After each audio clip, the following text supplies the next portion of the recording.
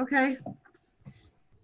All right, well, I would like to call to order then this meeting of the City of Newberg Budget Committee on Tuesday, April 21st at 6:30.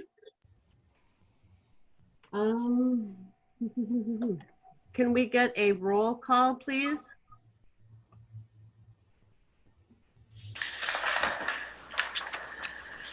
Sullivan Allen. Present.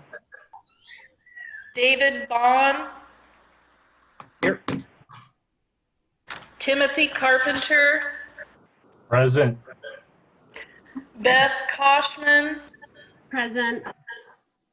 Molly Olson. Present. Jack Reardon. Present. Brad Sitton. Present.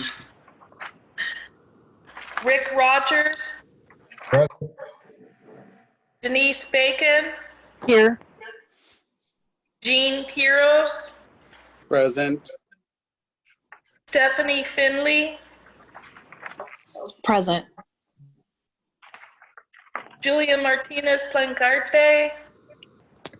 Present. Elise Yarnell Hollamon. Present.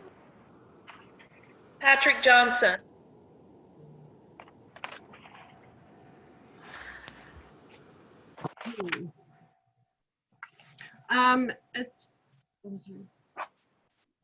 That completes the roll call. Do we want to introduce ourselves and say how long we've been on the committee? Would that be helpful for Jean or Jules?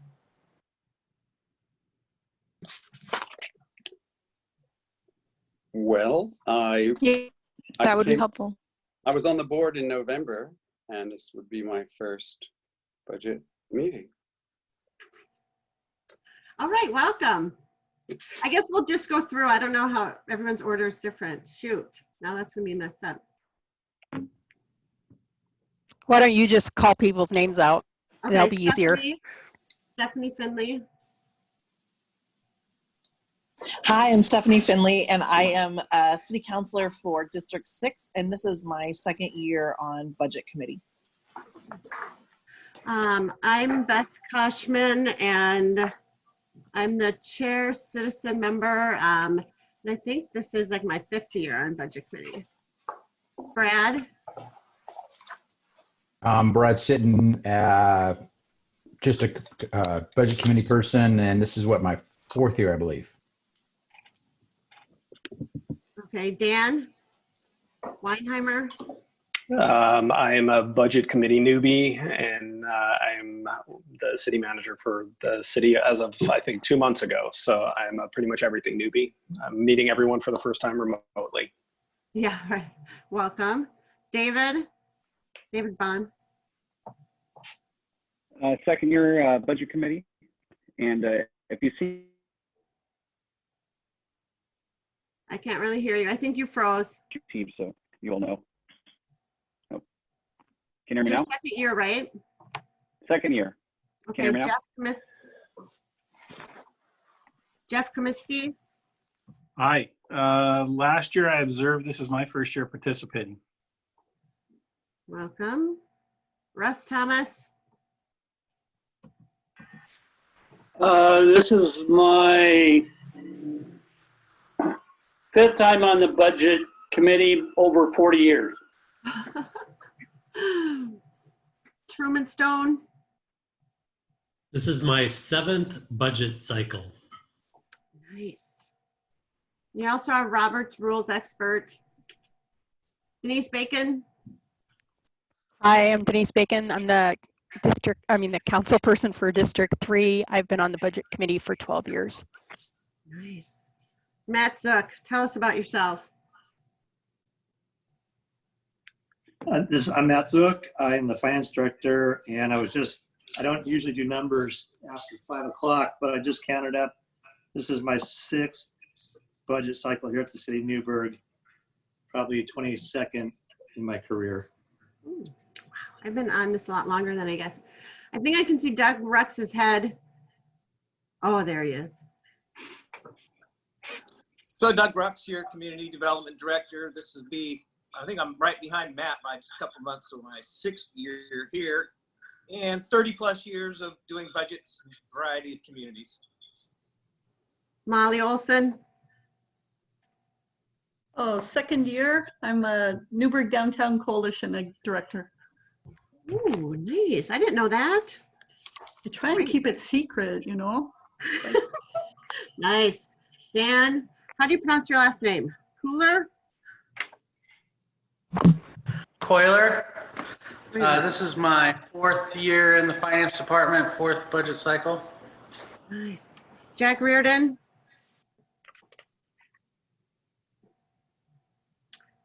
You're muted, Jack.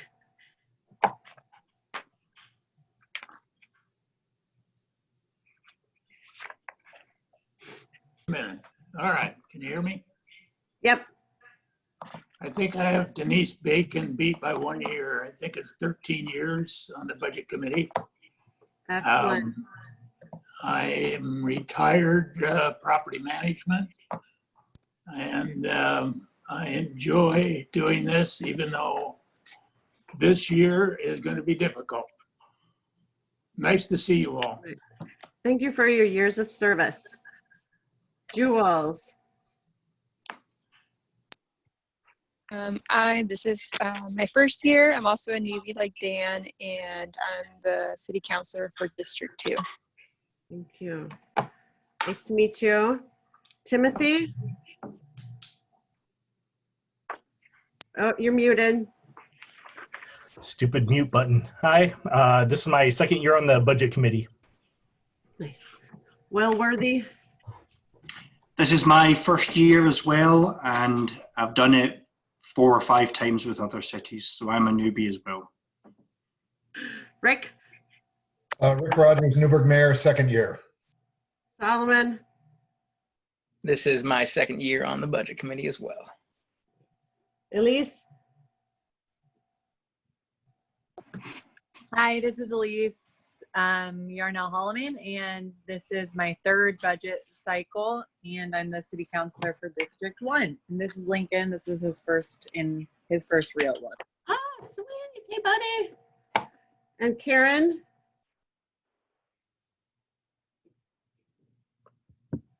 If she's showing on here, that means she's with us, right? Yeah, I'm here.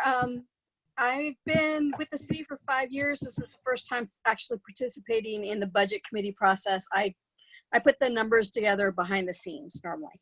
Mm-hmm. Big job, thank you. David Brooks. Hi, this is Dave. This is my 17th or 18th budget cycle. I forget which. Wow. Caleb, I missed you.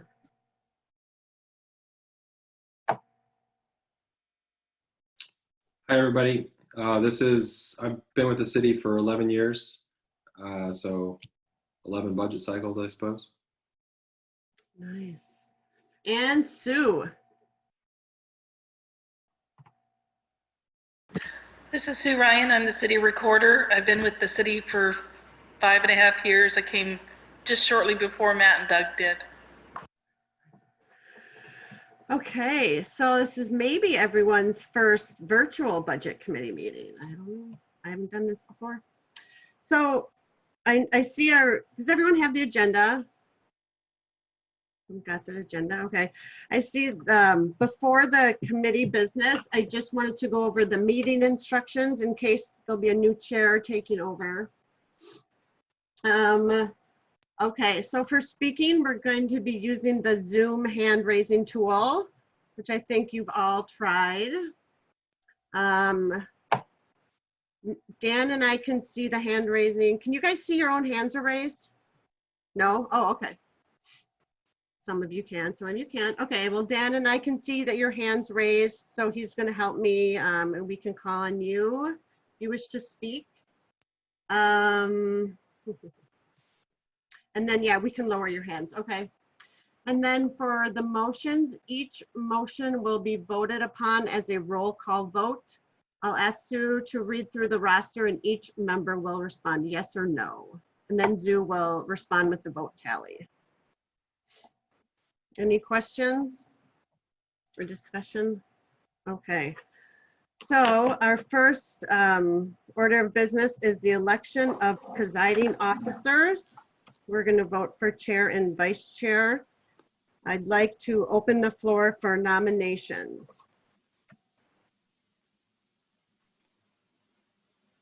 Matt Zook, are you raising your hand for something? Nope. I'll raise. Okay.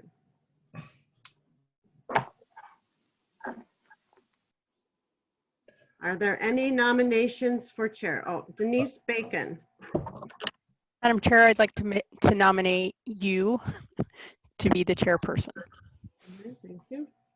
That's Let's see, Molly. Yeah, I was just gonna second that. She beat me to it. Thank you. Jack? I was just gonna, Second that, Molly, okay. I was just gonna second the Okay. nomination. Okay. Are there any other nominations? Okay. All right, well, seeing none, do we need to take a vote on that? Yes, okay, so let's take a vote on that. On nominating myself for chair of the budget committee. Solomon Allen, Yes.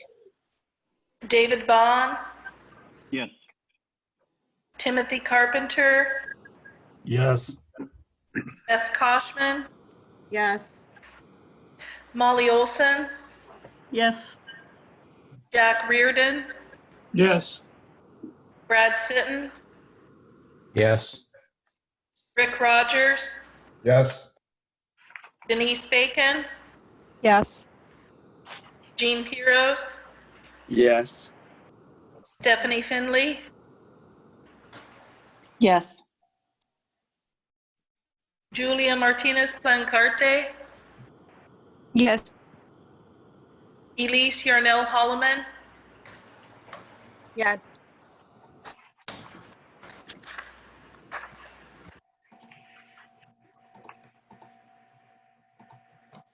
Oh, Sue, okay. Well, I just lost everybody. Oh, okay. So I guess it's passed. Great. I'm chair. Okay. So now I'd like to have nominations for a vice chair. Our current vice chair is Brad Sitton. Are there nominations for vice chair?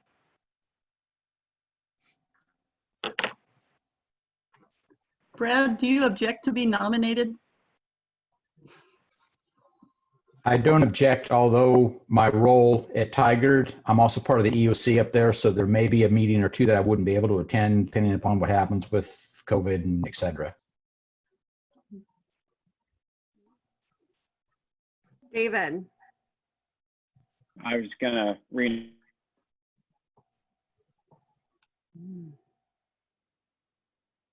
You cut out. David, you might want to shut your video off when you talk. You'll get better bandwidth. I was gonna renominate Brad. Does that work? Okay, I have a nomination for Brad Sitton. Are there any other nominations?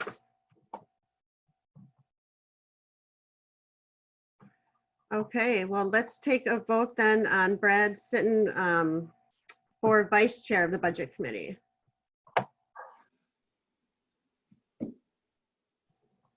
Sue. Beth, we didn't hear a second.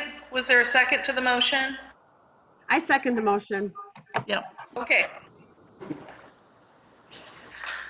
Okay, so it's been moved and seconded. Okay, the vote. Solomon Allen, Yes. David Bond, Yes. Timothy Carpenter, Yes. Beth Koshman, Yes. Molly Olson, Yes. Jack Reardon, Yes. Brad Sitton, Yes. Rick Rogers, Yes. Denise Bacon, Yes. Jean Piros, Yes. Stephanie Finley, Yes. Julia Martinez Plancarte, Yes. Elise Yarnell Hollamon. So that's 13 yes, Yes. 1 absent. Okay, great. So it is passed then for Brad Sitton for vice chair. So new business, the first thing we're going to do is we're going to receive the budget message from Dan. Okay. Being a newbie, I will just jump right in, I guess. And, I guess I'll get used to the talking Brady Bunch concept here for the budget committee. That'll be an interesting evolution as we sort of move into the next age. So this is definitely not what I signed up for. I guess when I came through the interview process, I knew I had some challenges ahead of me, but I did not anticipate the financial challenges we were going to talk about over the next weeks, and sort of the severity of what was going to happen. The first meeting, 2 weeks in to the job, the first meetings that I was having were budget presentations from the various department heads, very optimistically, and Matt probably has a good summation of the dollar figure for what was being promoted to us. And it was a lot of essentially trying to fund replacements, add things, add positions that were needed, that sort of thing. It was interesting and a good learning opportunity for me coming through the process. But I will say, after that first set of presentations, I think the next week we started going through COVID-19 closures, and obviously that, as everyone well knows, has ramped up significantly to the point where I think the global economy is going to have some severe repercussions from all this. And obviously that continues through our budget, and so that's sort of the theme, unfortunately. Rather than this optimistic budget of add and sort of pivot to do the things we had maybe put on hold in previous budgets, it's pretty much trying to look for areas that we could cut funding, cut programs, and really take a step back on some things.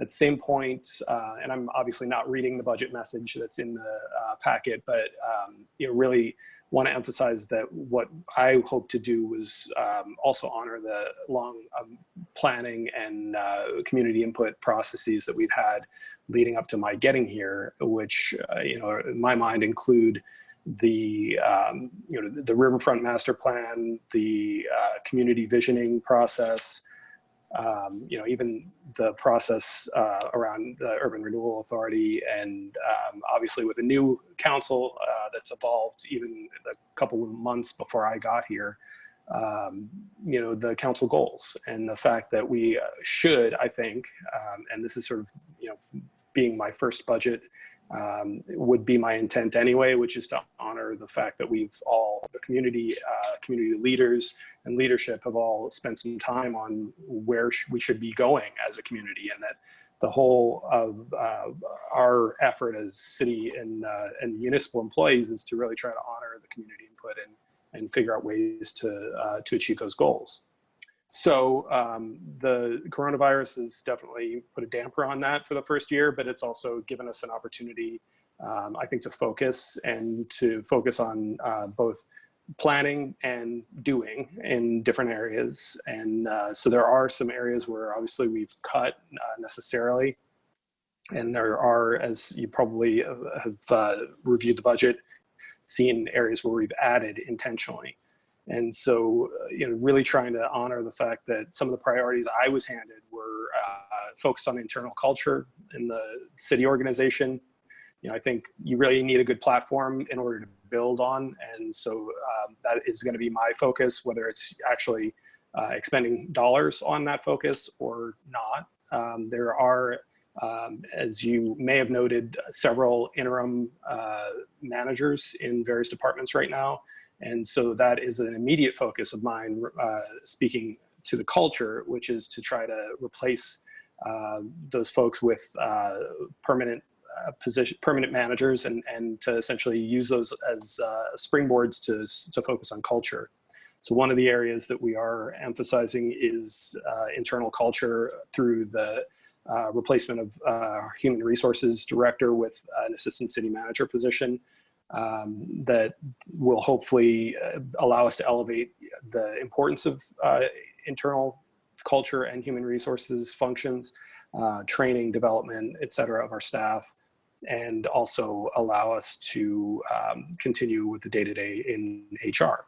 Other things that are priorities are obviously the ongoing maintenance and development of the community, making sure that we're providing capital projects that we're expected to do to maintain the systems that we have and the streets that we all need to get to work, or right now, I guess, to at least get out of our houses and have some sanity.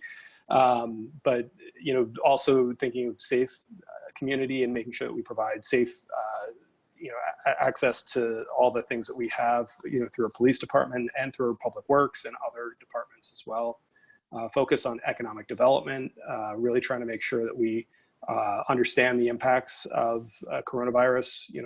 I'm sure you've seen that we've had some programs, economic incentive programs or economic support programs really, that we have launched and I think been hopefully relatively successful in at least trying to provide some immediate funding to local businesses and also to encourage residents to shop local and spend some money in Newberg so that we're able to see some economic activity and that they get a utility bill rebate.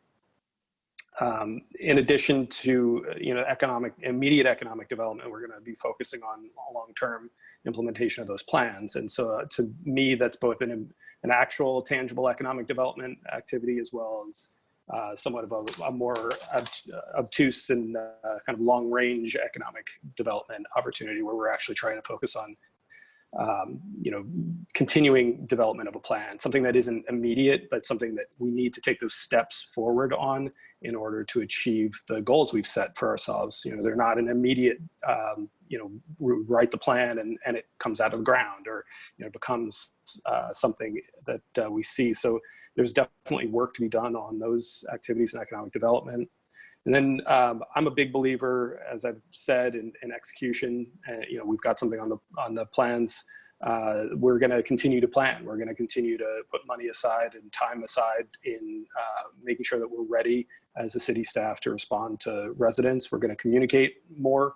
We're increasing the amount of funding for community engagement and trying to make sure that we have an appropriate amount of resources for our community, both to understand what's happening. We've seen the importance in coronavirus response, providing timely information, but also in involvement, just trying to get residents to participate in things where we are trying to essentially get information from them.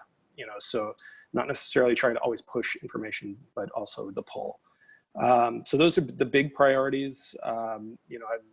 We're going to spend some time on reorganization within the city organization, which sort of goes back to that top priority of sort of internal culture. That is sort of the prerogative right now, but also an opportunity given the fact that we need to contract a little bit. And in the budget message is noted some positions that have already been subject to layoff and were eliminated in the budget, which is definitely not a fun thing to have to do, I will say, especially a month two. And at the same point, is a reality and the community and obviously much broader than the Newberg community. We're seeing a lot of those layoff messages, unfortunately, in the community. But I think by being able to plan a little bit more and sort of focus on our priorities, we'll be able to come out of this with a solid foundation. Generally, my other goals in terms of the internal, and this is a little bit beyond maybe the financial, is really to focus on teamwork and working on collaboration between the departments and teamwork and collaboration with the community as well. So I'm hoping we'll see more of that through the next year. Sort of the intangible of the budget, if that's a thing. We'll spend some of our existing money on those kinds of efforts. think key deliverables for me, things that I wanted to highlight though, were the fact that, you see in the budget document that, obviously we had to reduce, we've made the decision at this point to eliminate the cost of living adjustment for our employees. Felt like that was a prudent move given the economic uncertainty in the broader community. We're happy to be able to retain the number of employees we were able to or are able to currently retain. We're going to be taking a hard look at all of the positions that will come up as vacant in the next year. Really consider, is it needed? Can we freeze it? Can we go without for the year to achieve some additional savings? But I will say that, from that optimistic first or second week, I guess it was, those first budget meetings for me, we have gone through and essentially had to strip out a little over $1 million from the budget. And so again, not what I signed up for, not exactly what I thought I was walking into, but a necessary task. And I think the good news item there, if there is one, is that Matt is happy to the extent that we are starting to chip away at our structural deficit. We're able to reduce that a little bit, and we eliminated about $280,000 of spending from the general fund. So that's steps that we had to make, sort of necessity, and I guess just trying to look for a silver lining there. That's something that should help us still maintain a fund balance that allows us to be ready for the next year, and hopefully people will feel comfortable to travel, to the economy will open up again over the next year, and we will see a rebound in some of the sources that we rely on for revenue, and a return to a more normal community, and we'll be ready for it. So I think I'll leave it there. That's generally the high points, and I really see this as an opportunity. It's a somewhat unfortunate opportunity, obviously, that we sort of have to take advantage of the fact that there's not as much that we can do. So I think we're going to need to step back and really focus on what we do, be intentional about it, be planful, and embrace the opportunity to convene in the community and really think about intentionally how we spend the money, be thoughtful about that. So that's kind of the overview. And otherwise, I tried to sum up the budget message and the times in writing, and I will refer you there for additional thoughts. Thank you, Dan. Are there any questions for Dan or the budget message that we received or discussion?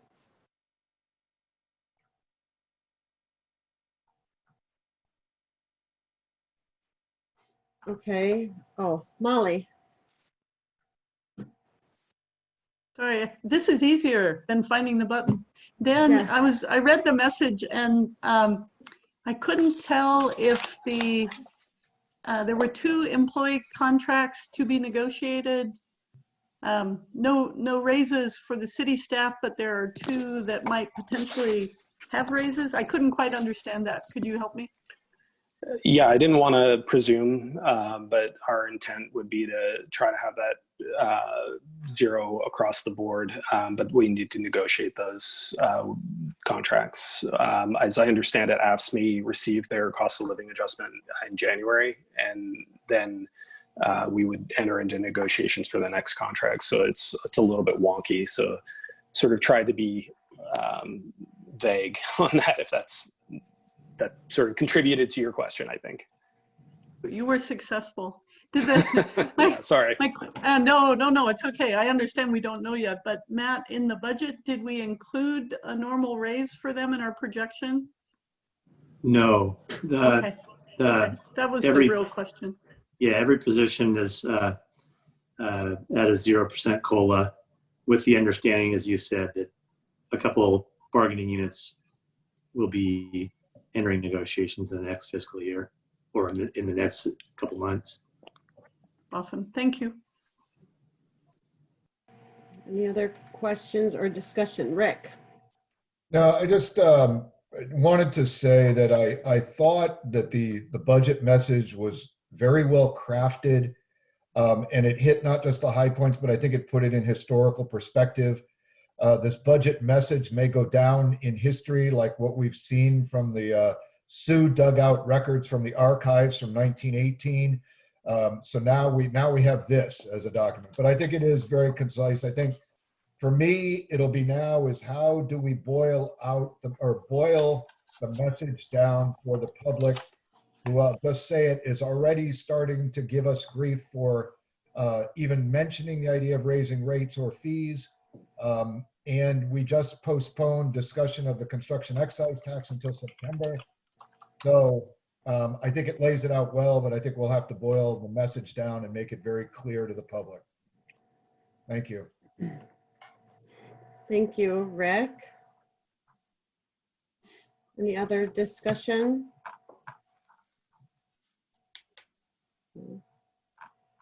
I have a question for Dan or Matt. I'm just wondering, I see that there's the $100,000 for the Newberg Business Emergency Relief Grant. How much of that has been handed out or given out? The 100,000 for the Berg, I think ended up at about 105,000 actually, just based on the number of requests that we received. And I believe we've been tracking people down level of financials and those kinds of things that were needed to be able for us to straight face to our auditors have given away money. So we've awarded or at least acknowledged to folks that you will receive an award if we can get that information back from you. But I believe we were at about 95,000 yesterday. So I'm not sure if we've received more information, been able to cut more checks. Okay. And did you have to deny some requests? Oh yeah, unfortunately we did. Yeah, there were about 130 requests. We funded 62. And how was that decided? We had a committee of community volunteers, volunteers from the chamber, Downtown Coalition, and I think UNIDOS, and really tried to give them a set of criteria that was somewhat focused on the level of impact. So if someone's business was completely closed by the governor's or whatever other mandates, I suppose, and then the level of open, partially open, and sort of just thinking about it that way. Also tried to distribute the money more across sector and across region, if you will, parts of town. We had a number of people who applied who don't have Newberg addresses. We also wanted to make sure they had a business license and those kinds of things, sort of make sure that they were a community member in good standing in that sense, right? That they had gone through all the sort of normal expected business hoops at that point. So those are the general criteria. Okay, thank you. Any other questions or discussion? Okay, none appearing. Thank you, Dan. Thank you. So we will move on to the presentation of funds. And I will turn it over to you, Matt. Okay, thank you, Beth. I trust everybody received their binder off their front porch. I did drive by a few days later and found a few still on the porch, but anyways, a little different this year with the virtual, but I'm gonna jump again, just as a reiteration. I've described to most of you via email that we're just going to kind of go through the table of contents front to back, and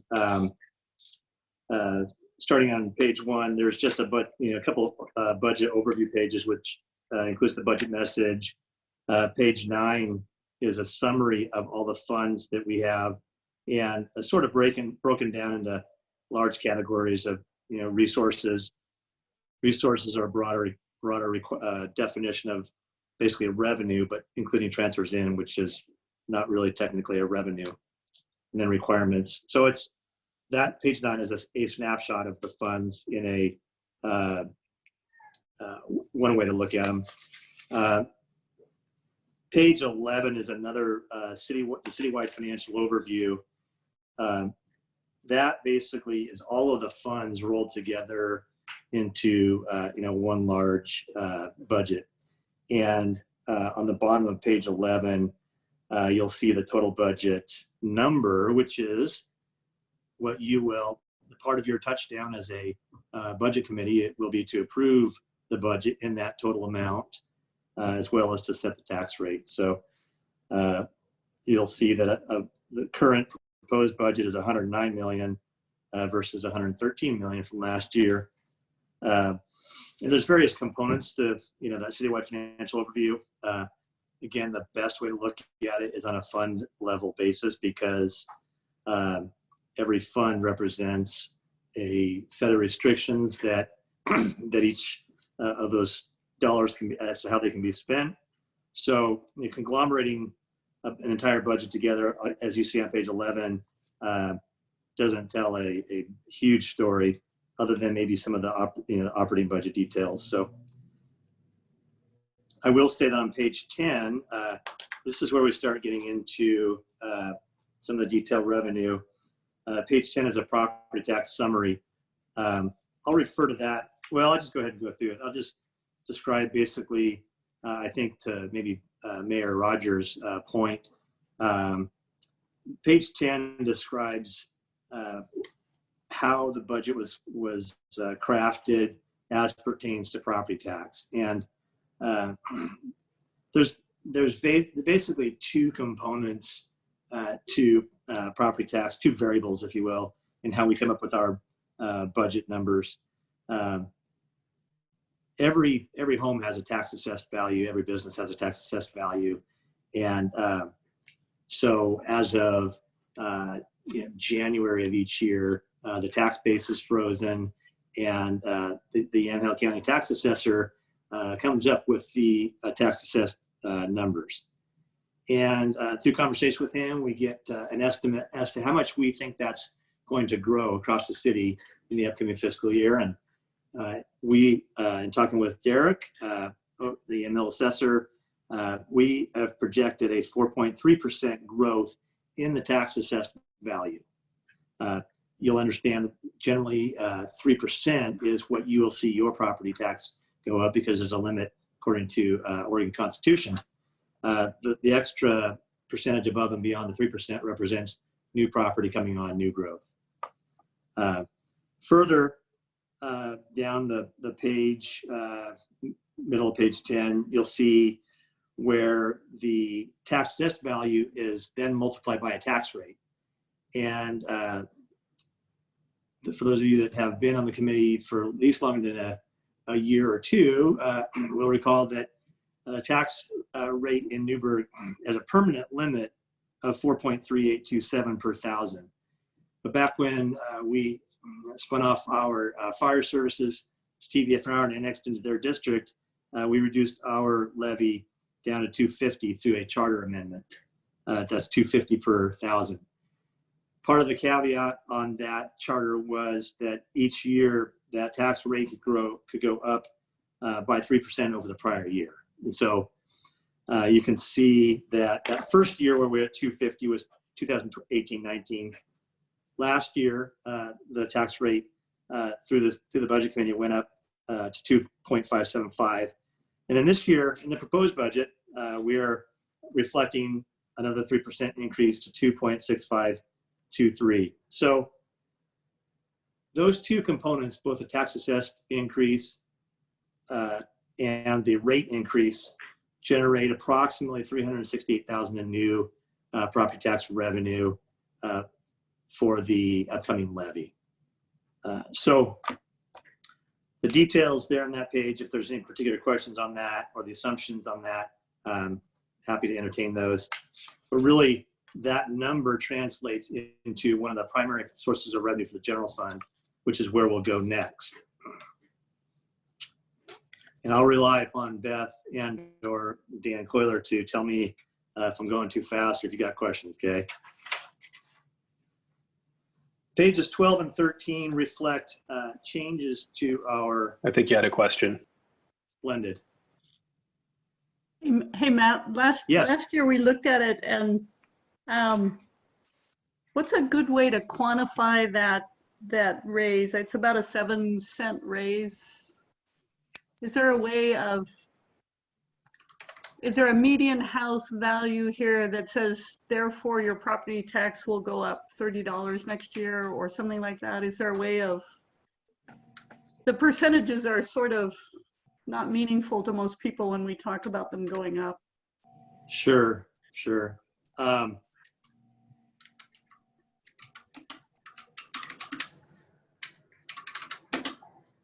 hear a calculator. Yeah.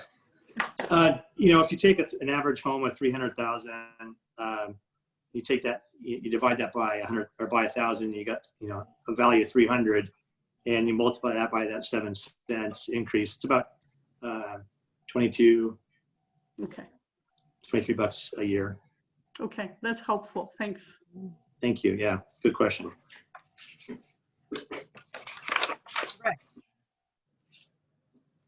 Rick, do you have a question or a I comment? do. I'm sorry. Matt, I just wondering, you mentioned how much money that would raise, did you say, to the general? Yes. Okay. And how much was that? 368,000. Okay. Awesome. Compared to last year's levy. Great. Thanks so much.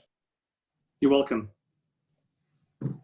And I will break that down just so you can have a little bit more information.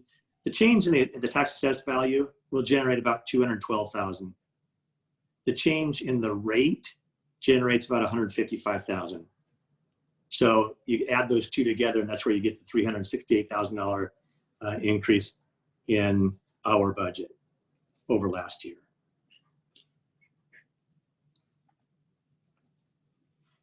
Does that make sense? Or dollars? Okay. All right. So if there's no other questions, I'll move along to page 12 and 13. And again, this is just a summary of the position history within the city. Dan Weinheimer mentioned, some of the changes in personnel that we've experienced or will be experiencing. And this is just a high-level summary, of an FTE is a full-time equivalent.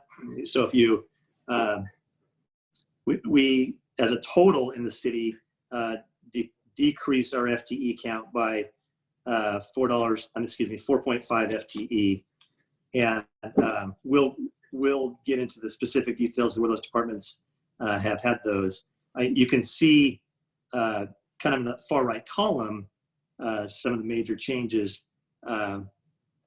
Some of those are actual, positions, a reduction in force, positions leaving the city. Some of those are just shifts between funds, and we'll explain that as we go. So pages 14, 15 through 20 are just where our salary levels are. This is all public on the web. It's under our Human Resources Department. So we've included in here just as a matter of reference. And so then that would take us to the general fund, which begins on page 21. And page 23 is an overview, high-level overview of the entire fund.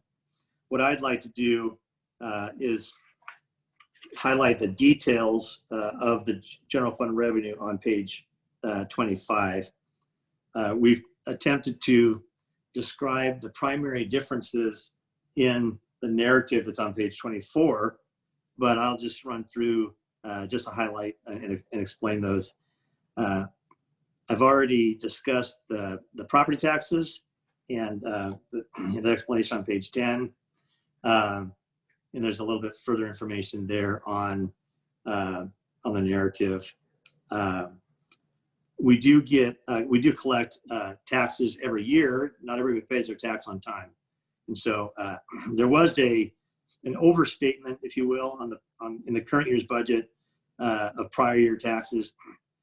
We did not consider that the tax levy had gone down, and so the amount of prior year taxes would also go down a little bit. So again, that's just folks catching up from not paying taxes in prior years. So The next major category is franchise fees, and that's described on page 24. But if you're looking on page 25, and you look in the description of the line items, you'll see each of those lines begins with a franchise fee, dash cable, garbage, gas, etc. There was one franchise fee that you'll recall discussing last year, hopefully. It was the garbage, and previous city manager he was anticipating being able to increase the franchise fee in the garbage, on the garbage utility from 5% to 7%. We did not move forward with that during the year, multiple reasons. Thankfully, at this point, that franchise fee is generally, passed along into the ratepayer. And in this time, I think that was a good measure to not move forward with that increase.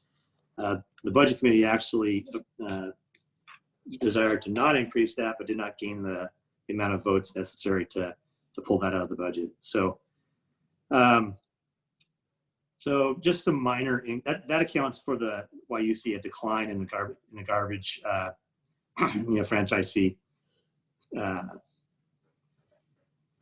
There are another major source of revenue is community development funds, and these are made up of fees that Doug and his team and in the community development department take into the permit center, various stages of development, excluding building fees. Those are accounted for in a separate fund. And Doug in his crystal ball has an idea of what's in the pipeline and provided the increase. And as described there on the left, there's basically some projected single family development that drives that number. Another major category is state shared revenues. These, by virtue of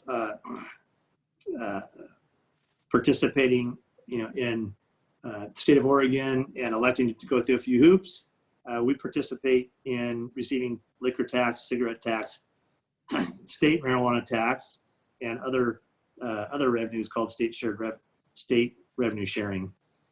And so there's an allocation based on population and a couple other revenues that we'll actually discuss more in depth next week, because we have to have a public hearing in front of the budget committee in order to actually receive those funds.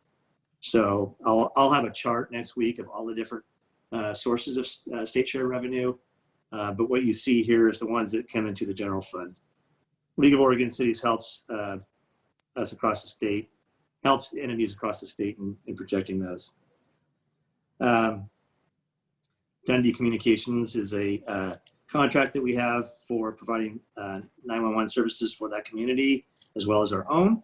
And that's a contractual amount of increasing 5%. There are a couple other lines as we move just down through. I'm just gonna kind of move through quickly, but there's some school district, construction excise tax, and parks SDC admin fees that are all driven by Doug's projections on the economy here locally.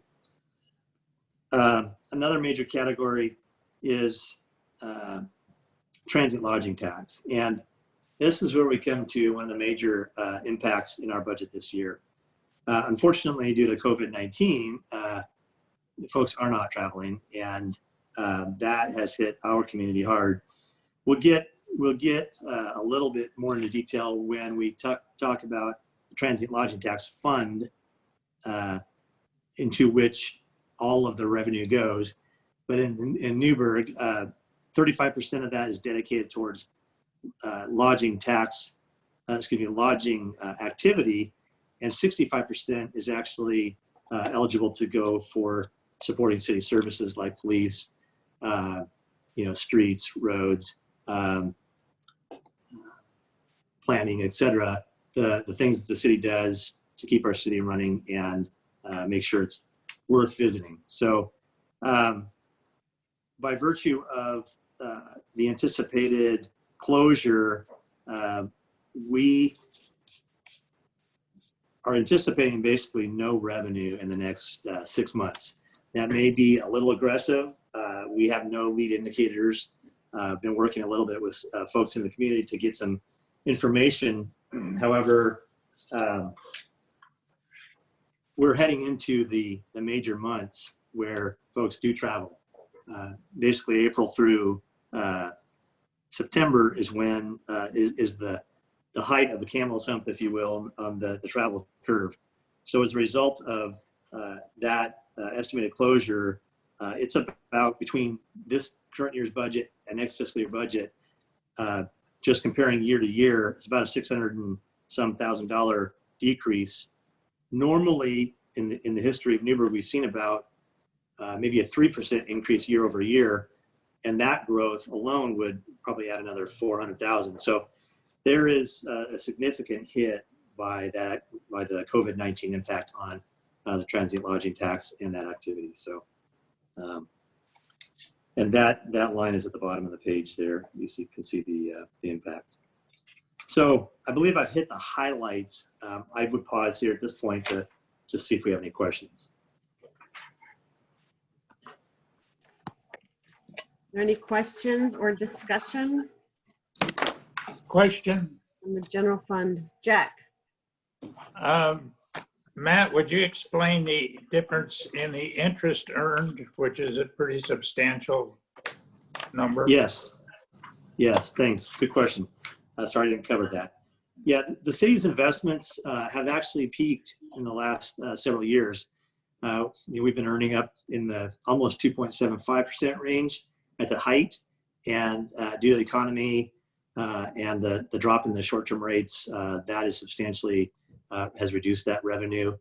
Part of the investment strategy is we have basically invested all our funds with the state local government investment pool. That keeps our three priorities in place, where we have safety, liquidity, and access. So as the economy has changed, and you see that for example, the feds have dropped those short-term rates, we're anticipating a lower increase. So.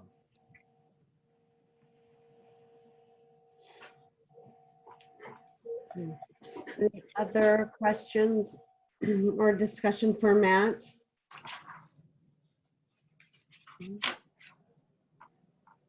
Okay, none appearing. Go ahead, Matt. Okay, I'm just going to move on to the general fund, general government, page 27, and then from here I'll take a break and let all my colleagues jump in and get dry mouth. The general fund, general government is a mix of a few different activities.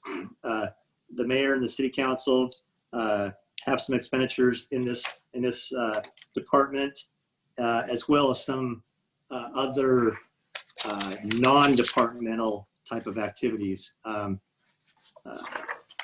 on page 28, I'll just hit a few of the highlights. There's a little bit of an increase in dues and meetings due to we'd like to join the National League of Cities, and that's something the city has not done. So a little bit of an increase in the dues and meetings line. Supplies and equipment has gone up. Dan and the council have input on this, and so there's some anticipated opportunities there.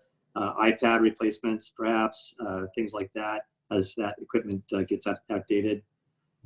Travel and training, you'll see a decline, and that was a way to, essentially, we're all taking a little bit of a hit here.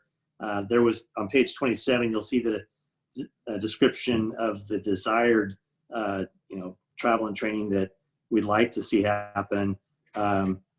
But in this COVID-19 environment, we cut that out. In the professional services, there's a $5,000 increase there, and that's basically we've got a contract with an entity called Host Compliance, who's helping us with our short-term rental monitoring. short-term rental monitoring means going out on the internet and finding all the different rentals that are out there and bringing those operators into compliance so they can help assist the city with transient lodging tax. So it's not a we can all do an internet search, but they have some complex modeling that they've helped us with, that they will help us with. So and then the community support. There's been a little bit of you'll see, as Beth mentioned, community support in the current fiscal year is now 111,000, and that's primarily because of the Berg program going up $100,000. And that, as Dan reported, has been successful and gone out virtually, will be fully funded in the next couple of days. That drops back down to 10,000 for the next fiscal year. And there's some items in there, downtown enhancement grant, Willamette Falls blocks, Christmas tree lighting. That community support there has in the past, maybe half a decade ago, was maybe included some of the requests that nonprofits come to the city for. Sometimes that's the Newberg Old Fashioned Festival. It might be Homeward Bound Pets, etc. And they've solicited the city for funds. In the last 5 years, the city has not pre-funded, has not included any money in the proposed budget for those types of activities. And then you'll recall the budget committee's had discussion about what do we do from there. So those are the highlights of the general government department. And before I guess I am next. Court is my department. Any questions on general government? Matt, if it's all right, can I provide a little bit of additional color commentary on general government? Excellent. So general government, the significant changes are sort of the wish that we had money, not necessarily reflecting what I think the actual budget really is. But I think the push for National League of Cities and for participation in some of those activities really comes from some of the longer term economic development activities that we're looking to pull off, and thinking about bigger sources of funding from the federal level. And it's been my experience that it helps to be there, to go to DC and press the flesh and do the lobbying as a council. It's much more effective as community members to talk to the federal elected officials and the folks at the various federal agencies if you're going to get funding. And so thinking about the large transportation projects like the bypass, if we want to get funding for those things, had been my intent, was that we think about participation at National League of Cities, where they have a March conference that you're able to come meet other people across the country who are in similar elected positions, but also come together and do a little barnstorming of the various federal offices and let them get to know you and your priorities. The other thing we had talked about, and again, a wish list, was the possibility of community challenge grants and trying to put some money into the community support line item, and really try to use that money locally to spur activity related to council and community goals. And so trying to encourage through funding, collaboration and activities that will get us further down the line on community vision and other things like that. So that's not in there, but neither of those are in there, but those are two things that we thought about doing pre-COVID.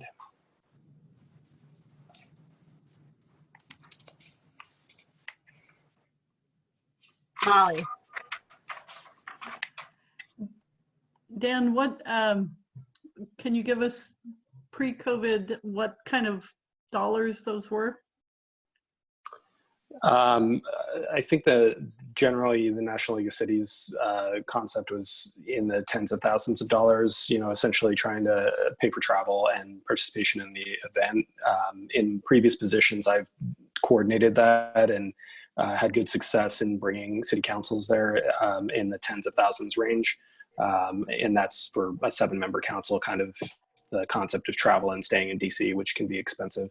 The community challenge grants, my concept was about 100,000, and really being very intentional about trying to fund specific activities around some of our goals. And it may be a good thing not to fund right now, in the sense that what I talked about earlier, we can spend some time on planning and really getting ourselves ready for what are we challenging ourselves with, right? Let's dig into the details. Let's think about how we define success before we start paying for that success. But obviously you can also prime the pump with a little bit of funding on something that you're trying to learn about and, you know, foster some creativity in the community.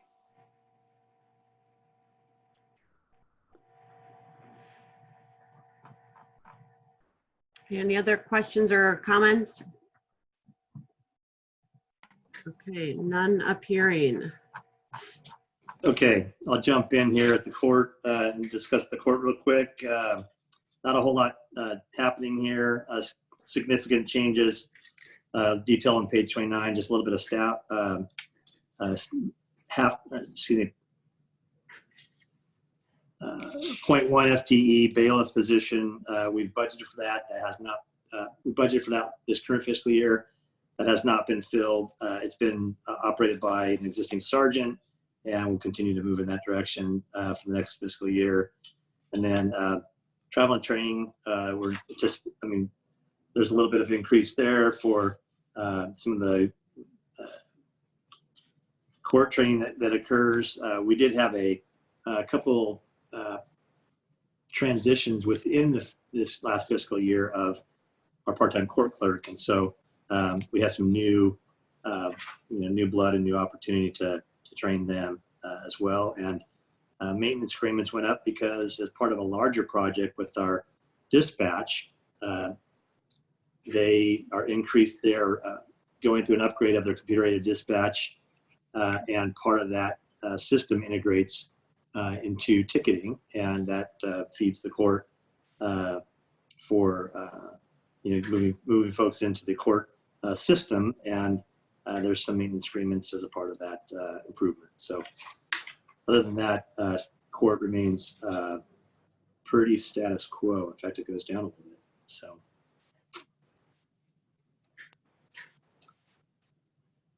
If there aren't any questions on court, then I will turn it over to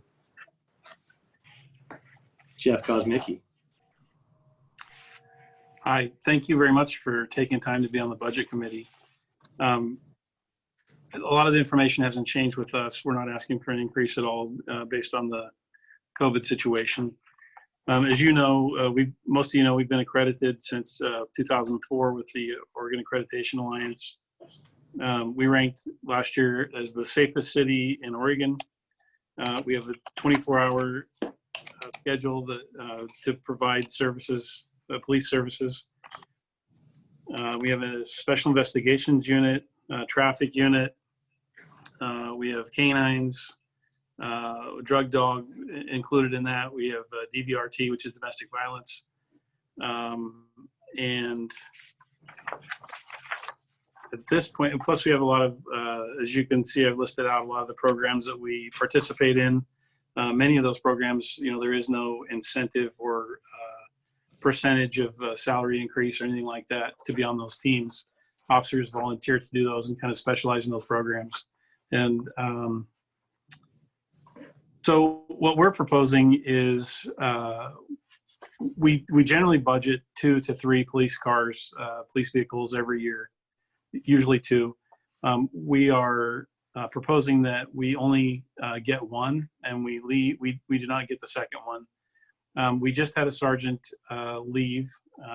She is going to be going to state and police department, and she's getting promoted as a captain, so that's really good for her. It shows what kind of middle management people we have. And then I don't know if anyone noticed, there's about a $45,000 increase that is not coming from any funds in the city. We've increased our contracts through computer forensics, and that's in the form of a CAMI grant, which is a child abuse grant, and that's in the significant changes. That's under significant changes. I don't know if there's anything else, or if anyone has any questions, I can certainly try to answer those.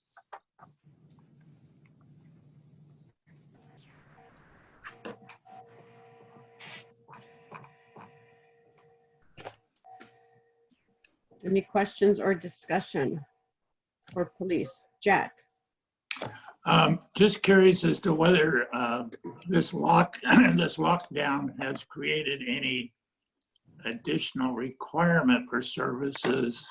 I know it's kind of early at this point, but I know that there's been reports of people speeding, thinking that the police aren't out there watching, domestic violence, things of that nature. Have you seen any increase? You know, I don't think that we've had probably some increase in reports of domestic violence, but I don't think our arrests have gone up much, and which is a good thing with people being around each other more. So when we get there, we're not finding that's actual domestic violence. There might be people being loud. As far as speeding, I would agree. There's more people on the road, fewer people on the road. Some are speeding more. We have raised our threshold a little bit on what we're citing for, because it is a financial hardship, unless it's, you know, something that's truly dangerous and reckless. I hope I answered your questions. Yes, thank you. Our call load is probably down somewhere, maybe 25, 30% is where our call load is probably down. Jeff, I'm asking for a friend, but what would that speeding threshold be? I can't tell you. Okay. I think I know who your friend is. Rick. All right, Chief. Yeah, there you go. Right, sounds good, right? All right. Anyway, when you look, and this is a question that the public likes to ask, and also I'll run it by you. The police department in this budget takes virtually 50% of the general fund, right? So how can we, in all of our activities, how can we best explain that to the public? Well, we service 27,500 people.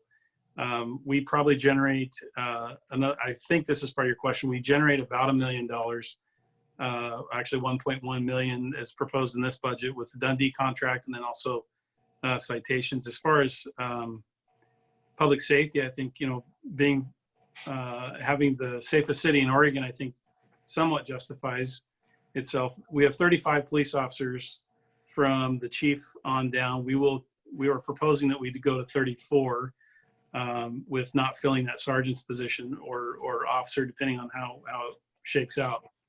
I think we provide an excellent service to the community, and you know, policing has certainly changed. We're pulled in a lot different directions than traditional policing.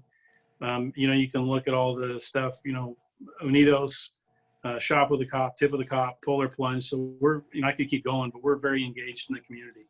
I think the value is there, and I think that we take our job serious, and we are fortunate enough to, you know, come away with being the safest city. And some of that has to do with the number of police officers you have, the fatigue rates, all those factors. Does that help? Yes, it does. Follow on, Beth? Sure. All right, and then there was some talk at one point about getting some funding out of the school district for either the current school resource officer or possibly another. Has anything happened with that? I'm still working on that. I've got, I'm hoping that's federal dollars. I think if it's out of the school district coffers itself, I think we're probably, that's not going to come to fruition. But I think if it's a federal program, I'm very hopeful that that'll continue. I think, you know, this is all speculation, but if we were to get that money to pay for an officer, we would probably try to help with the general fund and not hire a police officer, but we would assign a second officer to the school resource just because of the value that you get out of it. Great. Thank you. Stephanie. Thank you. So I know we had spoken about body cams a while back, and I'm making the assumption at looking at this that that is sort of put on hold at this point. Is there any talk about looking at other body cam providers that might be less expensive than what we had talked about for the future? you know, I know we had that conversation, but there wasn't much follow-up after that. So I'm just curious about what your thoughts are about body cams, and if that's just something we're putting off for a while, or if it's something you feel like we don't need, or if it's something that we think we can find for a lesser cost than what we had originally kind of talked about. You know, I think we can always look at, you know, less cost. I think sometimes sort of devil's in the details.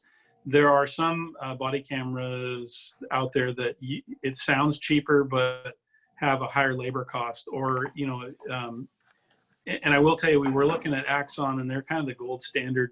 And I don't mean that as like the Cadillac of price, but they're the gold standard, and they've got a lot of features. I know that we were actually pretty excited, but it just didn't, the money wasn't there. And quite honestly, the more we dug into it, you know, we put that together pretty quickly, and I didn't feel really comfortable coming to, I mean, advocating, once we got into it, advocating that we spend $500,000 in 5 years and not have the infrastructure set up to take care of that. That was my main concern. I think that's kind of what got the project derailed. Then when you look at the budget shortfall, and no one could have predicted, you know, the economic disaster, you know, with COVID. But as we roll forward, I'm very, very glad that we did not embark on that endeavor. Those would be sitting in a, sorry, the automatic timer went off. We didn't pay the light bill. So I am very glad that that's not another financial strain on the budget, as it turns out. And again, no one could have predicted this. But I really believe with our structure, we would probably need another, I think we would need another full-time employee just to handle the body cams. They could obviously do peripheral duties as well, but I really believe we would need at least a half to a full-time person doing body cams. That's basically on the research. As an example, I'm sorry for the long-winded answer, but Beaverton, I think, has 16 or 17 records people. They brought cameras. Now, obviously, they have over 100 police officers, but they still have 16 records personnel, and they actually had to hire another person to kind of pick up the extra that Axon creates. I hope I answered your question. I'm not afraid of body cameras. I would love to have body cameras. It's, you know, we generate about 3 to 5 complaints a year, usually. So, you know, then it becomes do we need them? Of course, you know, we would love them because the reports would be a lot faster, and, you know, everything's on video. So if there was a dispute or any kind of issue that comes up, you know, it'd be easy for our administration to go punch it up and check it out and see exactly what, you know, what transpired. So I guess the short answer, or there was no short answer, it was a long answer. I would be for them. It is an expense, and it's like insurance. How much do you want and how much do you want to pay for is kind of how I look at it. And if I can jump in there, I would concur. I mean, I've seen body cameras work, and I understand that there's infrastructure that goes along with them beyond just buying a camera. And so, you know, I think what I had heard kind of coming into the budget process, again, just a couple of weeks of being on the job before I launched in, was essentially, you know, it seemed as though studying it more would make some sense, you know, having a more concrete plan as to how we're going to implement, you know, roll it out. You know, I think there's a benefit from a training standpoint as well, you know, which Jeff didn't mention, but I do think all that he said is true, along with the opportunity that we can maybe avoid some costs through, you know, training officers and avoiding some of the potential legal issues, legal hoops that we end up maybe getting into without that visual evidence. But, you know, I'm open to it as well. I just think it needs to be more intentional. No, I definitely appreciate that. And I just wanted to call attention to, because I know the department was sort of excited about that, and I think the council was too. And I just wanted to point out that while we didn't make any decisions about that, that is some financial concession to not do those right now, and to have that be a more deliberate decision based on what we're doing in terms of the budget. So no, I appreciate that. Thank you. And just if I could add one more thing, Stephanie's, we were actually going to put it on our 18-month project, or, you know, kind of out there in 18 months, we'd like to have body cameras. I don't know with our current financial system, obviously I think it's going to be pushed out a little bit further, but so we were actually kind of set on getting them in 18 months, you know, if we could pay for them, moving that direction. I hope that answers your question. And I think that Dave Brooks has something to say. Yes, this is Dave Brooks from IT, and I worked with Jeff on this body cam project specifically, and I learned the same things that Jeff did, but there's another issue with timing right now that makes it not really feasible to do body cameras at this time, and that's because we're in the middle of doing a $500,000 upgrade to the police department software systems, running computer-aided dispatch, running their records management system, and running their mobile fleet. And we were slated to finish that in this in late 2020. However, the COVID-19 pandemic has pushed this project timeline out due to availability of resources. Yet we're still in a building and training mode, and so everybody's resources are tied up in that project right now.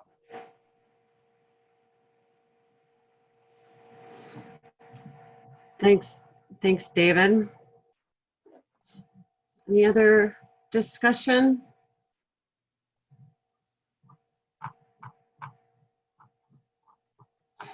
Okay, none appearing.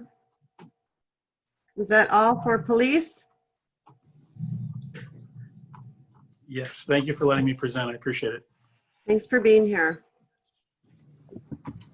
Okay. Fire, are we on to fire, Matt? Yeah, these pages are simply here because of the historical activity. You can see that the last year that the city incurred costs directly for the fire department was 2017-18, and next year we won't have pages for fire included in our budget cycle or our budget document. So I guess that means I could turn it back over to Jeff for communications.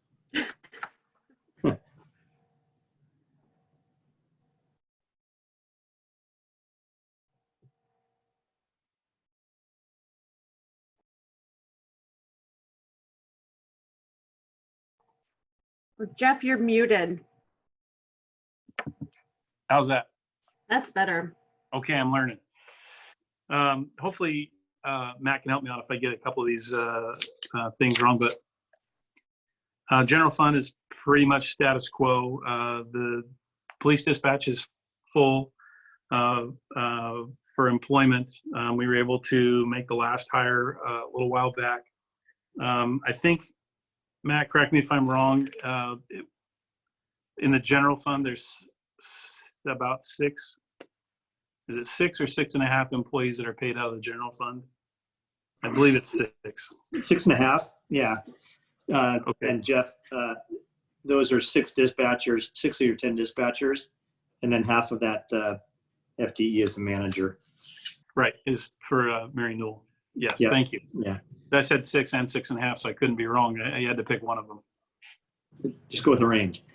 Yeah. And I can explain a little bit of just the transition in those FTE numbers, if you don't mind. The budget for 1920 included 3/4 of an FTE in part-time assistance. There's been a lot of various turnover. Dispatchers is a tough job, and so Mary had some part-time help. Mary, our 911 manager, had some like I said, 3/4 of an FTE and part-time help to assist with filling the gaps on that. And Mary has indicated, hey, I've got fully staffed and I no longer need that FTE. So that accounts for 3/4 of an FTE, but there's also, we'll get into this in the future, but about half of a dispatcher, 0.55 FTE, used to be funded out of the general fund that is now able to be funded out of the 911 fund, which is a separate fund. And we'll get to that next meeting, but due to increased revenue at the state level in the tax that is on your cell phone bills, for the 911 system, we were able to shift more personnel into that 911 fund, and that fund is entirely dedicated for dispatch services. So it was appropriate for us to be able to move that basically half FTE of an existing dispatch position out of the general fund and into that 911 fund. So created an opportunity there to save some money in the general fund. So that accounts for why on page 41 you see the FTE number drop from 7.8 down to 6.5. So Jeff, I'll let you go back to the other significant changes.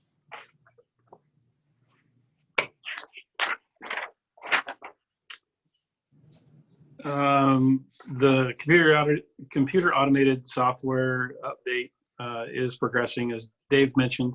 It has been delayed a little bit, because of the COVID. I think he mentioned that it got pushed out. There's an upgrade to CAD that will help with the functionality for 911 calls. Be able to push them to WACA and because that's who dispatches for TVFNR. So they will be able to be putting information in as the call comes out. So that'll increase the speed from which the dispatchers from WACA will be able to get the information to the responding units, the fire and medic units. And I think there's also, we're converting from analog to digital.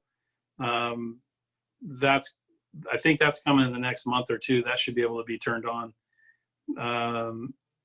The tower's been installed. It's been up since the end of last summer. And so there's not really much to say about that. I think that's about it.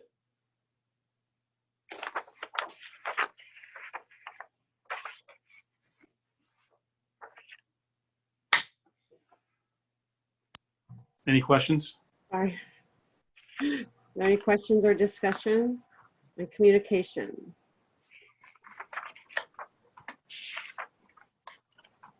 Okay, none appearing. And to the library. Thanks, Jeff. Hi, folks, and thank you for being here. It's Will Worthy, your relatively new library director. I know the Budget Committee has had a chance to look over the general budget descriptions for each department, so I won't dwell on this area unless there were some questions later. We've tried to make this proposal for the most part a steady as she goes model. While we moved some funds from one area to another with materials to match a shift to e-buying rather than paper periodicals, we've been observing that change over the year, so that's just following market trends. There have been some budget reductions, in part based upon cutbacks, but also an upcoming retirement, and also, frankly, a less expensive library director. One notable line item that I'd like to call out is in the utility area. With the sterling help of Public Works, the library has been outfitted with LED lighting. Almost all of the lumens now come from that source, and naturally that has caused us to project a much lower utility bill for next FY, and that's going to be even more enhanced by replacing our oldest HVAC unit, which will have even more savings in the winter. The equipment repair budget has been increased greatly since it was set far too low to absorb even one expensive breakdown, as we saw when my photocopier melted in July. And I do intend to pivot materials spending to assist job seekers when it's safe to open the doors again. The proposed materials budget, allied with training software like lynda.com, will be sufficient to accommodate a new focus on helping job seekers. And at this juncture, I would welcome any questions from the committee.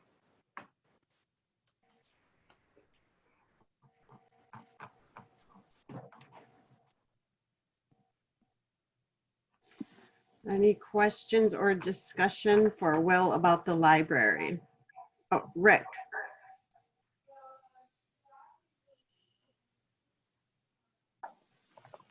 Oh, Rick, can you? Rick? All right, I'll try that That's again. okay. Well, so I understand over the last few weeks during COVID that the number of library cards has increased fairly significantly. With that, if you, hopefully that's sort of the silver lining on part of this COVID business, that people are being, more involved with the library, et cetera.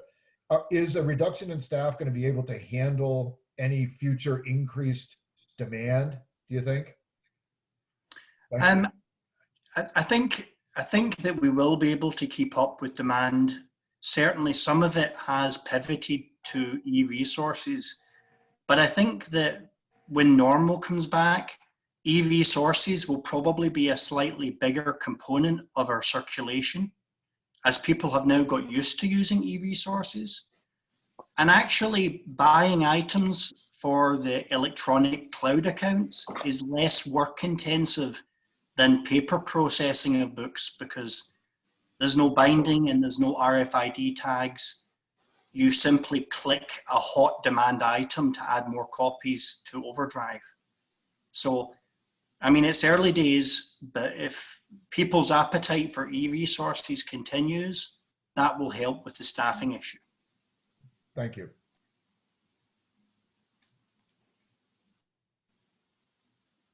Dan? Oh, sorry. I was like, I thought I read my name on your lips, but I couldn't tell. So Will and I had talked about doing a one book program, and Will, I don't know if you want to maybe talk briefly about that concept. Well, I was trying to honor, Matt's instructions to not cry in my tea too much about some of the things, but you're right.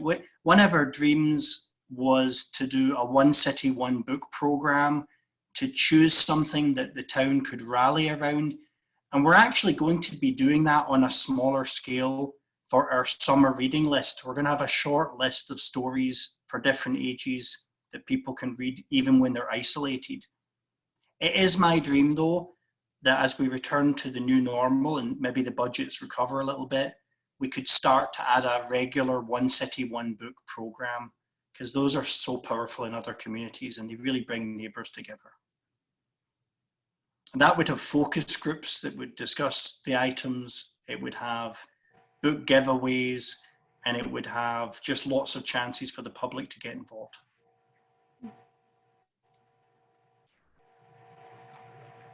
Molly.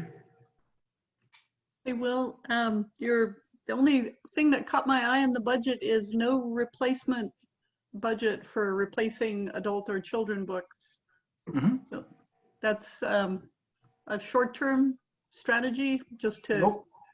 No, actually, that's a thing that was baked into the cake before COVID.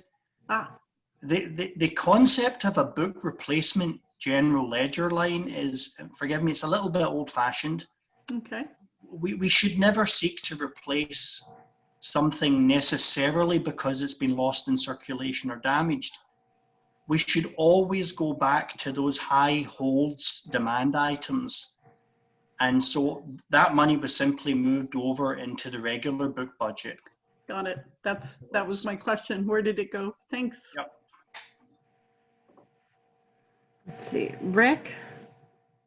This is more of a comment than anything else, I guess. But so far I think we've, Stephanie asked about body cams, and then we just heard about the one book program. It would potentially, and I don't know if you're already doing this, Dan or Matt, but some of these high items that we are foregoing in this budget cycle, I think would be really important to make sure that we get that out, that these are the things that we would like to be doing, but we can't be doing them because. So that's just a comment. So thank you.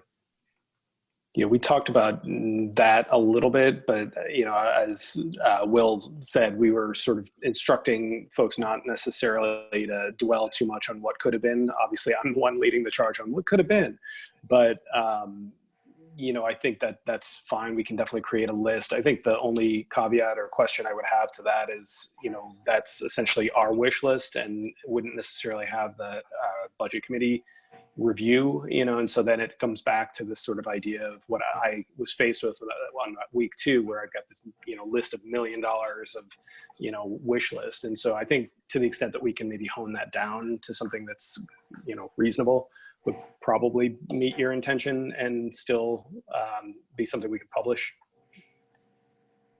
Yep, perfect. Thank you. Solomon?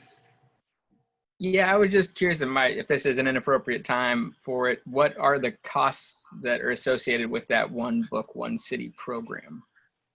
So to get a big hitter author and to buy several hundred copies for mass circulation, we'd probably be looking at $15,000 to $20,000.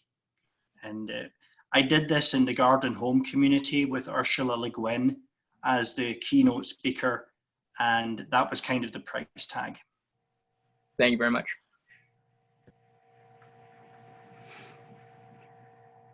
Any other questions or discussion for Will?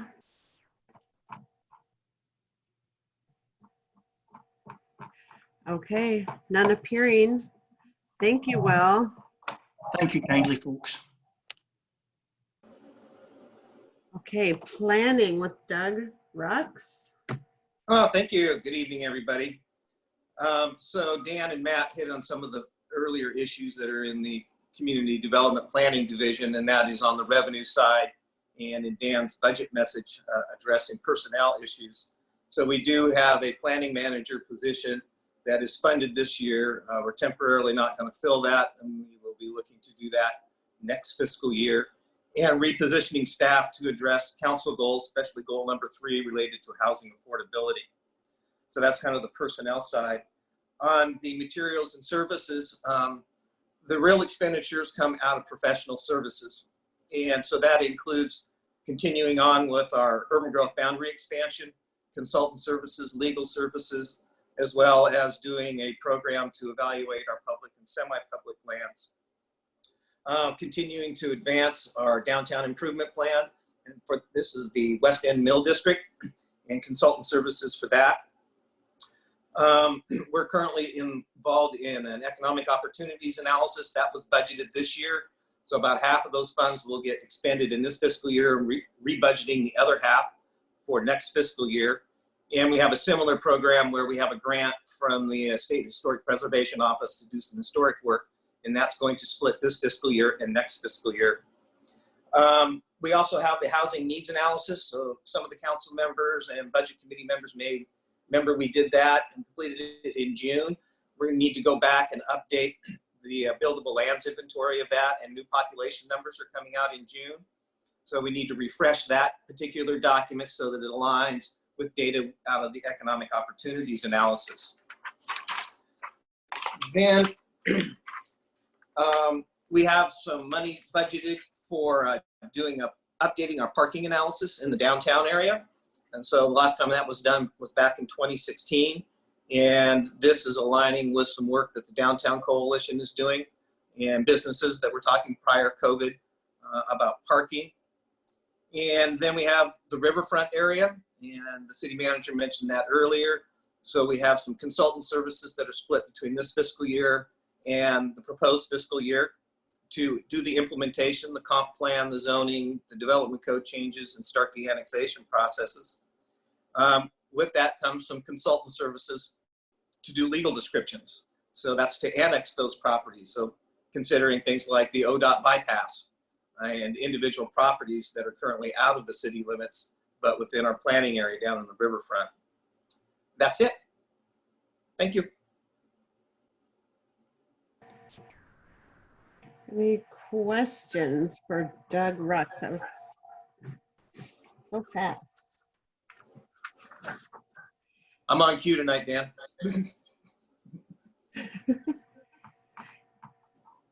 Jack. Yeah, you can't let Doug off that easy. Hey, Thanks. Doug, explain the SDC out of the Chehalis Park and Recreation District as far as in terms of revenue. So what's happening is the CPRD, their SDC for single family homes and multifamily homes and manufactured homes is going up. We have an administrative fee cost to administer that. So we collect 2%. So we modeled that we were going to do 100 single family homes in the next fiscal year. So with CPRD's increase based upon our 2% for admin costs, that's where we're seeing that increase in revenues coming. There's a corollary to the school district because we are also the administrator for collection of their construction excise tax. That's based upon a per square foot for the type of residential development that occurs. Little bit of an adjustment in that one, but not as much as there is in CPRD. Thank you. Also, the single family development that is a significant amount of your revenue for the year. Is that definitely going forward? In conversations with the development community, yes. The 100 number, they're moving forward with that. We roughly have now between final plats and tentative plats, we have over 400 residential lots in the queue. So that's about a 4-year supply of lots. And we're absorbing about 100 of those lots a year. So you think under the circumstances of what we're probably going to be facing in terms of economic problems, that's going to materialize? Again, Jack, in conversation with the developers, they're continuing to move forward. There's a supply and demand issue for housing across the entire state of Oregon, as well as Newberg. Our best estimate was 100. It might end up being 90. It could be 105. It just depends. So are you able then to adjust your spending on these programs as you go? No, once we adopt the budget. So if there were additional houses above the 100 projected, those revenues would go into their appropriate funds, and it would just increase our ending fund balance for fiscal year 2021, which then would be the starting point for the next budget year as a higher beginning fund balance. There is a process to go through during the year because we do supplemental budgets. But right now I'm not anticipating that, but Matt knows more about it. We look at the books all the time and determine, are we going to overspend a little bit? And do we need a supplemental budget or not? Okay, thank you. You're welcome. Brad? Doug, can you explain the administrative salaries increase of 86%? That is related to the planning manager position. So what we had was we had a senior planner position that would have come out of salaries and wages. That staff member left us and moved back to North Carolina. And so in that transition, we were looking at succession planning. And what could we do in meeting with city manager? We elevated that position to a planning manager position. So that puts it into the administrative salaries. And then there's an adjustment in the salaries and wages, as is in the budget message. There was a reduction in the assistant planner, but then retooling with a position to address the council's goal for housing affordability. Okay, thank you. Rick? Doug, let's see, on page 24, it talks about as following up on Jack's question, it asks about, the community development, the revenue is derived from planning and land use services and is proposed to increase because of a projected single family development. Which development is that? It's multiple. So that's coming from development that would happen in Dutchman Ridge Phase 2, Kings Landing Phase 2, 3, and 4, River Run Phases 1 and 2, Riverlands, which is another subdivision, as well as starting some of the development out at Crestview Crossing. Okay, then it's not a single development. Got it. It's not a single development. It's a number of developments that are in the works. Either they're out constructing public infrastructure now, or they will be starting public infrastructure construction this summer so that houses would be available to be start their construction in the spring. Okay, thank you.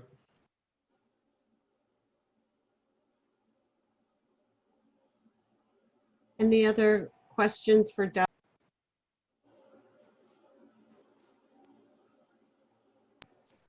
I have a question. Tell me about the parking downtown. Why you're getting a consultant for that? When we did the parking utilization study, it was back in April of 2016.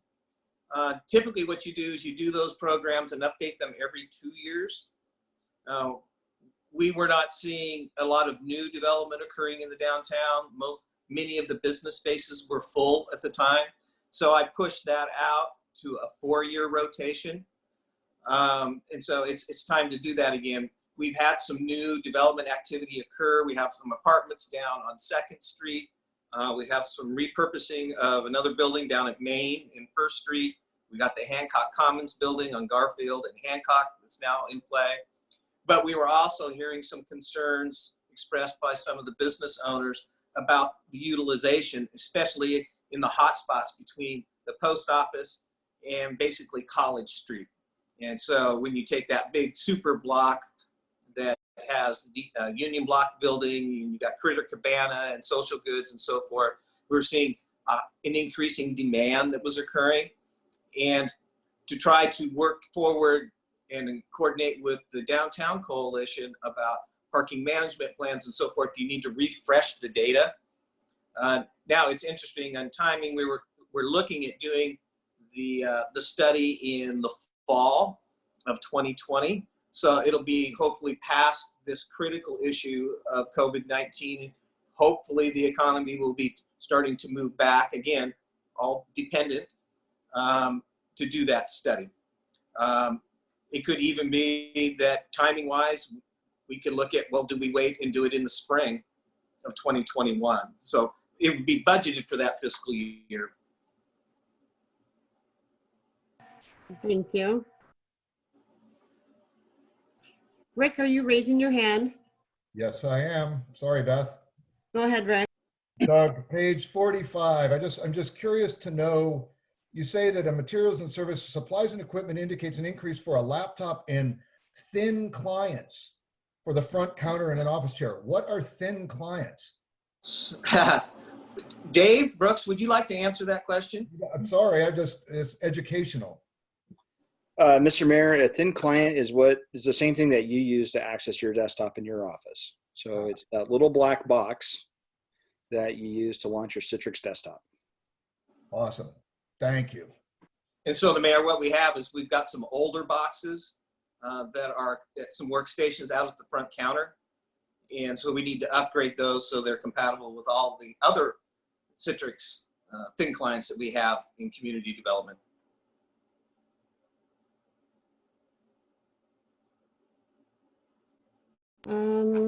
Any other questions? Because I have one. You said that there were 100 single family homes lined up or expected to be built. Is there any apartments expected to be built? Yes, we're working on an apartment project now. The intent, the revenue from that will come in this fiscal year, but we got an application within the last week or two for another apartment project, which is 75 units. And so we're just going through the land use process now for that one. They'll build their first phase and then they'll build their second phase. So I can't actually say that, you know, they will start construction on that second phase in 2021. If it does, it kind of gets to Jack's question earlier, that would be additional revenue that would end up coming in, but it would end up in our ending fund balance and then be used for the 21-22 beginning fund balance.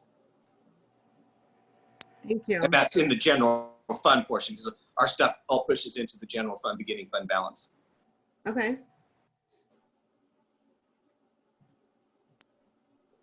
Any other questions or discussion for Doug? Okay. And Thank you, Doug. None appearing. You're welcome. Thank you very much. It's always very interesting to hear what you have to say, what's coming up. I'm going to take a moment just to see if we do have anyone for public comment. I don't know who to ask, Dan or Sue.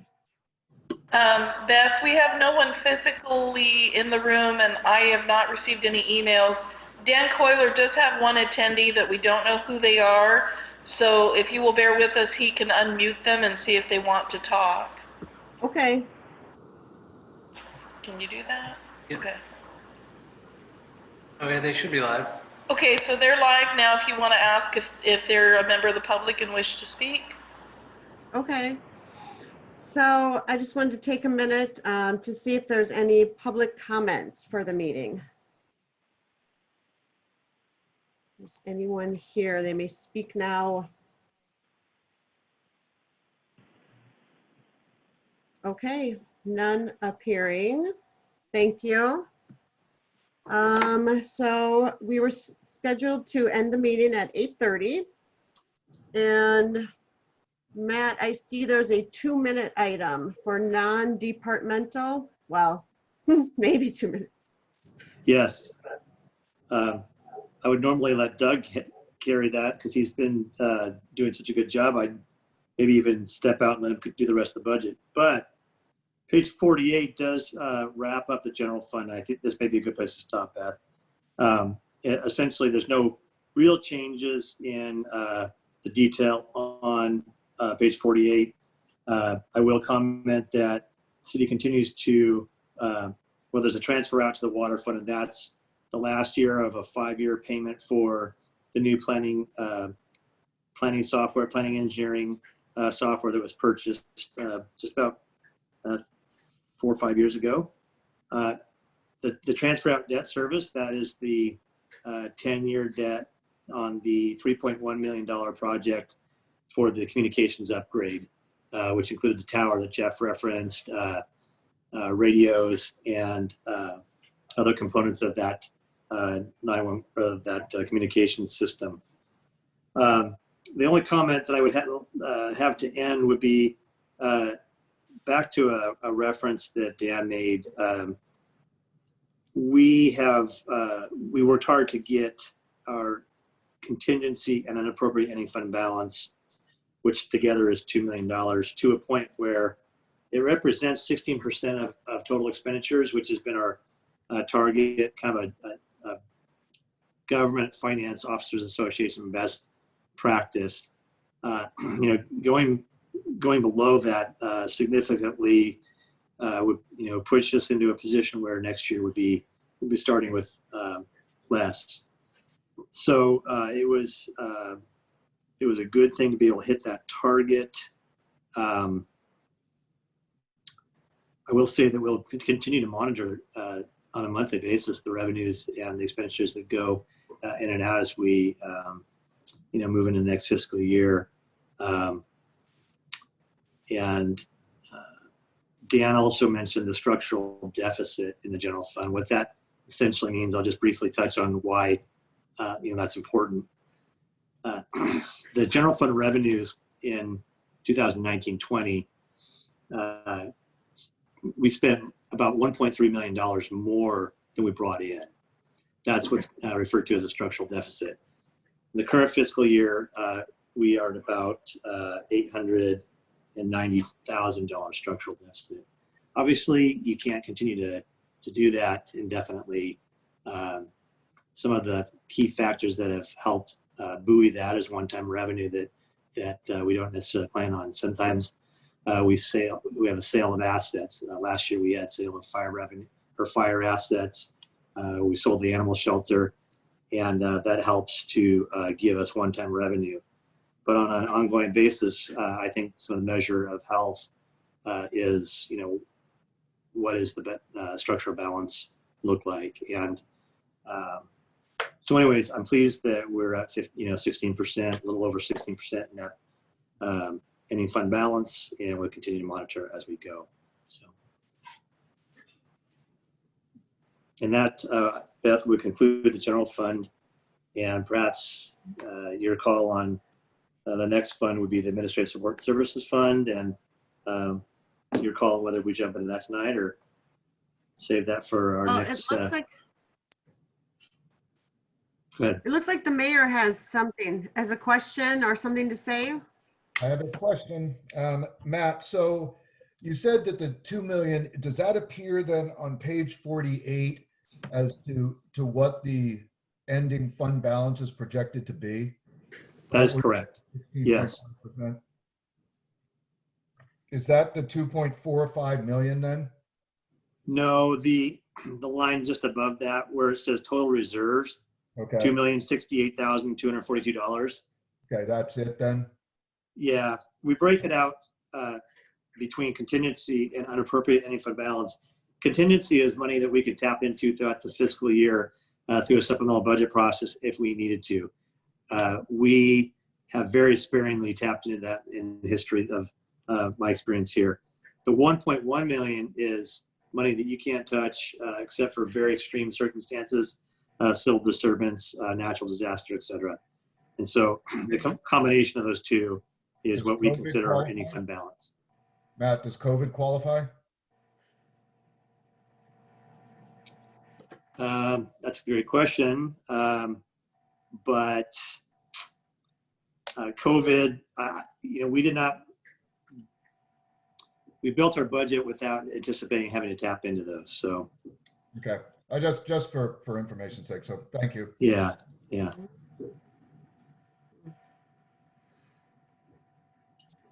Any other questions or comments? Okay. None appearing. Thank you, Matt, for explaining that. Now it looks like the next fund that we would be approaching is Administrative Support Services Fund, which looks like there's a lot of information in there. Or we could do that, or we could adjourn if there's a motion to adjourn. How are you guys feeling? Solomon? Motion to adjourn. All right. Okay. So we have a motion to adjourn. Do we have a second? Second.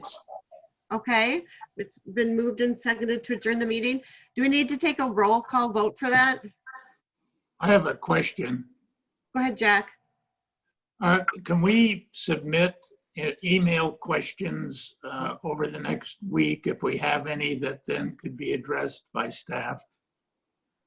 I know last year, and it worked really well, that if we had questions as we went, it's easier for them to get that question and then address it in the next meeting.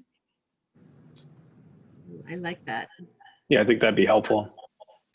Okay. So email Dan or Matt. Is that who we should Maybe direct questions to? Dan and Matt. And? Okay. Redundancy. Sounds good. Okay, so we can email for questions and they can have their responses prepared. Yeah, the one thing that I'll just add to that. Sorry, Beth. Yeah, we because it's a public meeting, we take good effort to. It's a great to send those questions in, and it gives us time to research it, and then we bring those back just so that you guys understand that we're not having conversations outside the meeting. We're actually getting the questions and sharing the answers so that the full committee benefits from that conversation. Mm-hmm. So. Thank you. Okay, so we do have a motion on the floor to adjourn the meeting. Do we need to take a roll call vote for that?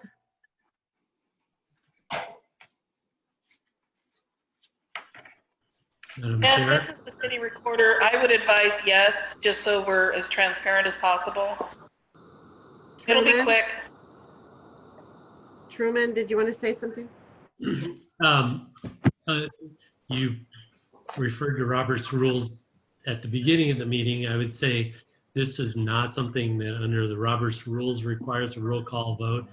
But since I agree with the city recorder, given the unusual circumstances of doing this in an online forum, it's probably best to jump through some additional hoops just to create a clear record.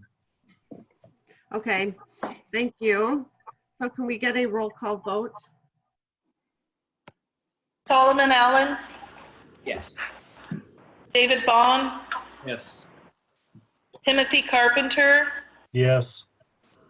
Beth Koshman, Yes. Molly Olson, Yes. Jack Reardon, Yes.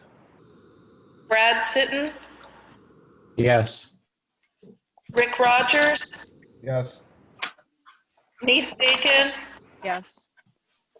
Jean Quiroz, Yes. Stephanie Finley, Yes. Julia Martinez Plancarte, Yes. Elise Yarnell Hollamon, Yes. 13-0-1 absent. Thank you. So our next meeting then will be Tuesday, the 28th at 6:30. And then this meeting is adjourned. Thank you. I'm gonna miss talking to you guys after the meeting. It's always my Good job. favorite part. Good job, Beth. Thanks, Molly. Thank you. Thanks.